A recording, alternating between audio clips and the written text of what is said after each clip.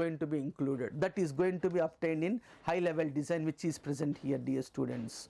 Now next move to the next one, which is the third phase in PSP, high level design review. Means here what we have done, planning has been done, high level design has been done. That design we are going to review it. Why reviewing is going to be done? Whether review is nothing but it is a step which is going to help us to uncover the errors in the design, to identify the errors in the design, and we are going to remove them. That is the advantage of having reviewing, and then we are going to develop it. So here code is generated, reviewed, compiled and tested, which is going to be present in the development step. Once entire thing has been done, we are going to do the last step, post-mortem.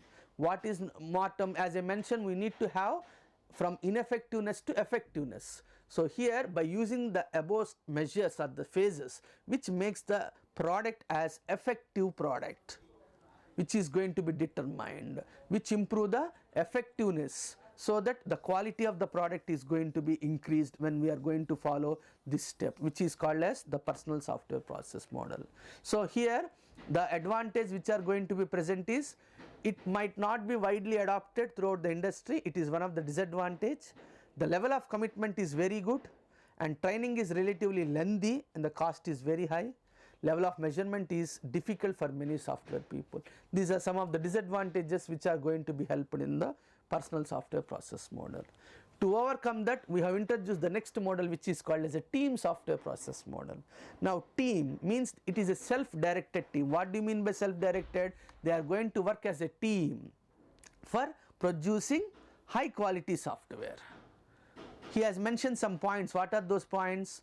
The teams which have been present must have plan, must have track on their work, must establish the goals, so that we are going to have proper planning. And total number of users are around 20 engineers. So 20 people are going to be included in a project, which is going to be called as a team software project. Next, we are going to have a proper motivation among the teams to help the good performance. So motivation is required among the team, so that all the team members are going to work for having high performance. And we are going to have CMM level, capability maturity model level 5, for making the project as a quality project. It is a high maturity organization, which is CMM level 5 organization.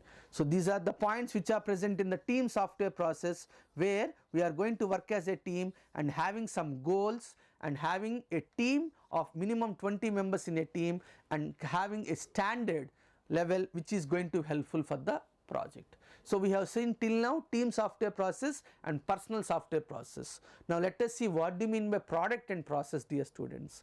Product includes any software development based on the customer request. So here let us assume I am going to use a mobile phone. It is a product, customer requested, so we have developed it. In that, Android is an operating system when we take as a software. So software customer requested, so operating system will solve the needs of the customer, so we have used it. What do you mean by process then? Process is a set of activities, steps that have been followed to create a project. Now important one, difference between product and process. Product is the final production of the project, whereas process is a set of sequence steps that have to be followed. So here product mainly focus on the final result, whereas process, it is going to be help to complete the project.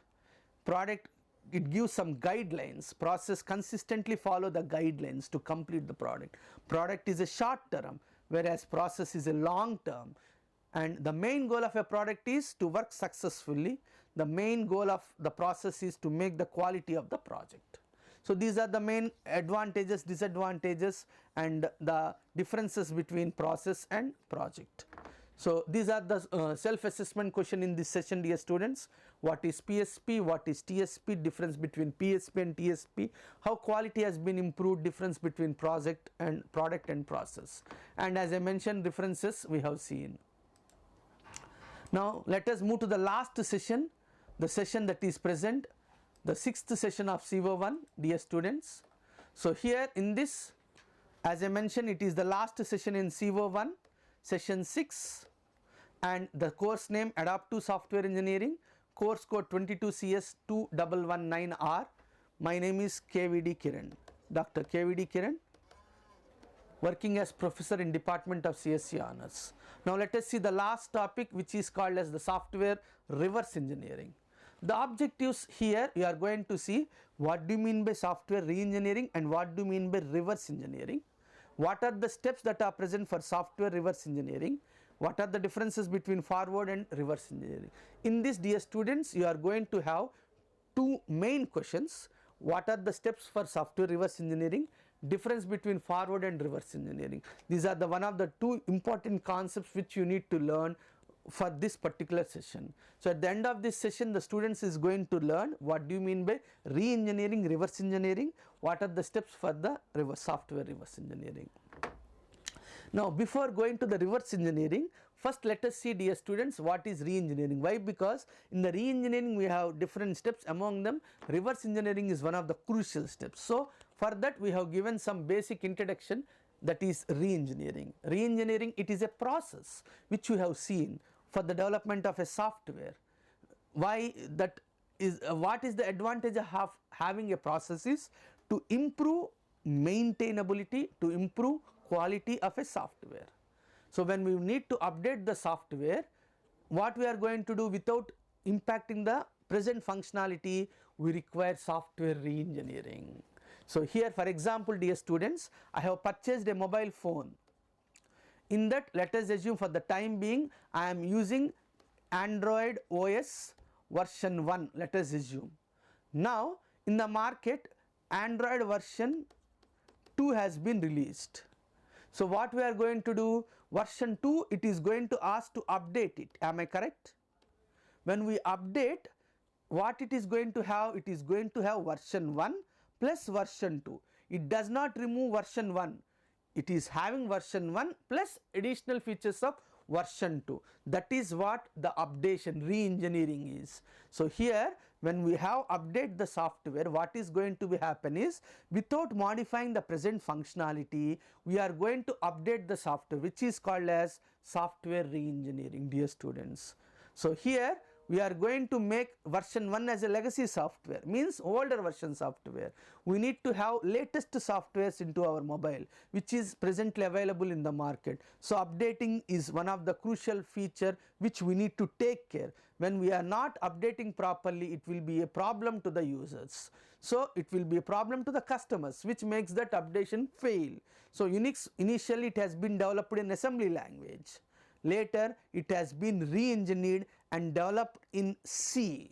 So it is one of the re-engineering feature which is present. For an example which you are going to take, another example. So here we have seen two examples, dear students, why re-engineering is required. I hope I am clear to you. The need of software engineering, why we are going to have that need is to make the process economical process, to improve the quality, to improve the new features, to obtain the new features. Now, what is the advantage of having re-engineering is, productivity is going to be increased. Process in continuity, if any process has been failed, in continuity is going to be done. Improvement is going to be done. Risk is going to be reduced. It saves the time. It optimizes the resources. So these are the need of software re-engineering. What is the advantage that is present is, quality of the software is going to be obtained, tools are going to be available, data conversion is going to be happen. For all these we require some expert staff. Why? Because expert staff who is having knowledge on them, so that they are going to provide the features to the users. So this is one of the architecture which is present for re-engineering, dear students. Inventory analysis, inventory, it is a database, it is a location where all the data is going to be present, all the software. Document reconstruction, there we are having reverse engineering. There we are having forward engineering, data reconstruction, code reconstruction. All these are going to be helpful in re-engineering. That is the reason, dear students, we have given introduction about re-engineering. Now slowly we move to the next activity is called as reverse engineering. So in the re-engineering, the first step, inventory analysis. What we are going to do in the inventory? Inventory is nothing but, for your understanding, it can be called as a spreadsheet model. Spreadsheet, what it is going to contain? It is going to contain the data which is going to helpful for the active application. What do you mean by data? Data